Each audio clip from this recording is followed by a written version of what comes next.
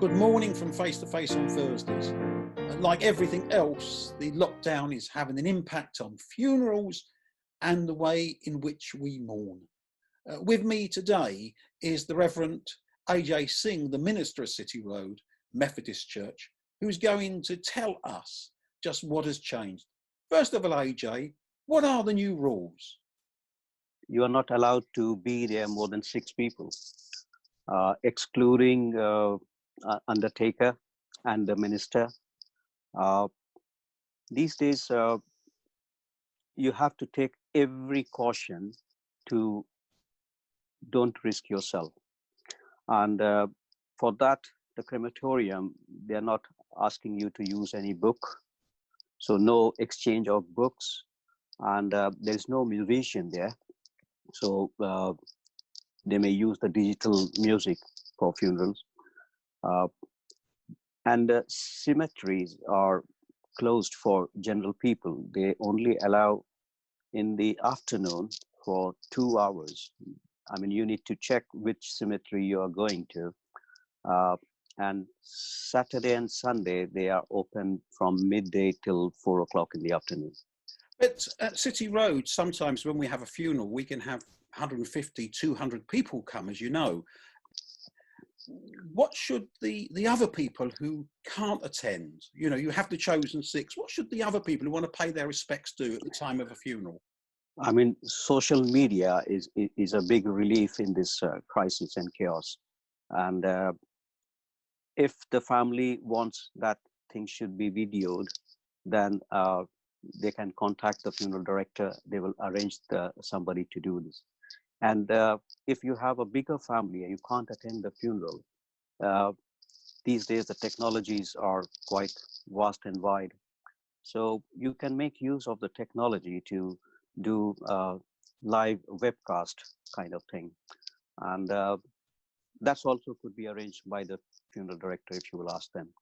So, and talking about from the background of the Methodist Church provides lots of information on their website and regarding the funeral, regarding the service. There are some print service order there, which you can print it and pass it on in advance, or anybody who is leading the funeral, and if they are organizing their own funeral order, then they can print it out and send it in advance to the family, those who can't come. There is one more restriction.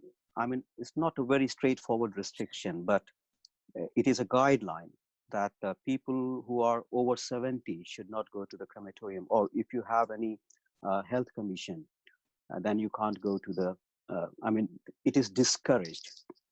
Yeah. It's not a very set rules like that. It is discouraged. Like if there is no one in the family below 70 and spouse is there, so spouse has to attend that. So that's how the discouragement is there. If you are over 70 and any health condition, you should not go to the crematorium.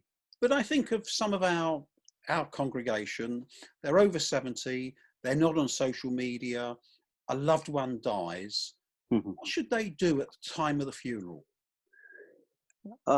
Even I feel quite hard to provide the pastoral care because these days we are either contacted by phone or through emails or any social media.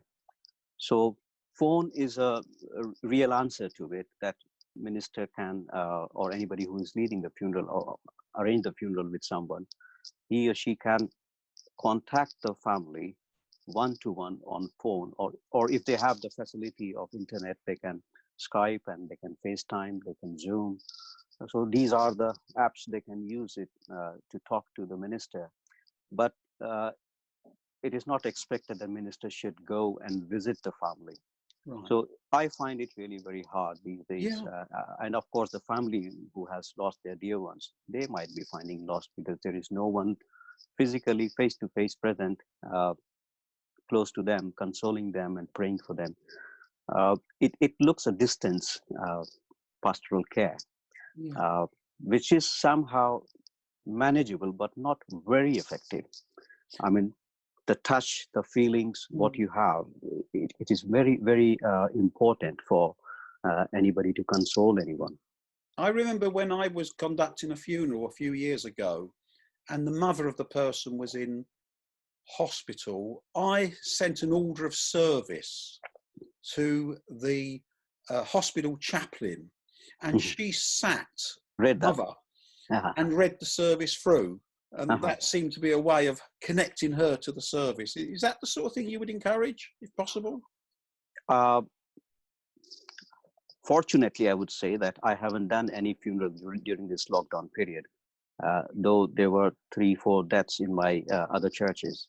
Uh, but that could be done. That's the best possible way, and that's why I said the Methodist Church also provide the printed order of service that could be downloaded from there and print. And if minister is doing the funeral, they can print their own order of service and send it in advance when he or she will be leading the funeral. Now, after lockdown, um, should families organise a service of thanksgiving or memorial service? I understand that Jews, for example, they will bury somebody very quickly because of the hot weather and then have a Yeah. stone laying ceremony at a Yeah. later stage. Is that something that you would encourage? I mean, the families are asking for that they can't do any memorial or Thanksgiving service at this stage because of the lockdown. But when this lockdown period will be over, that time we will rearrange to have a Thanksgiving or memorial service anytime convenient to the family and possibility of the church building. Yeah, and that's something which you would be able to officiate at as well. Yeah. Yeah. I mean, the family would contact the minister. Minister would encourage them if they want to. And what about the committal of cremated remains? Is that something that you could also help the families with? Everything what you do for the funeral are down there. You're supposed to do that. Yeah. It's not stopping you to do that. But only the restriction at this stage during the lockdown period is not more than 6 people. Yeah. So that could be arranged. That can be done. So it is possible. So for the time being, you think we have to obviously follow the 6 people rule. Yeah. But we should think creatively about how we celebrate and give thanks for people's lives at some point in the future. Yeah, that's correct. I mean, you can do it anytime. Maybe, I don't know how long this lockdown period will continue like this, but whenever it will be over, then we would be able to do this service to the families. Right, well, AJ, can I assure you that at City Road, we are praying very, very hard that you don't have to conduct any funerals for anybody in the church at the moment. That's a real blessing. I don't want my people or people in the neighborhood may die. They should live longer. Ajay Singh, thank you very much. You're most welcome, David. God bless you.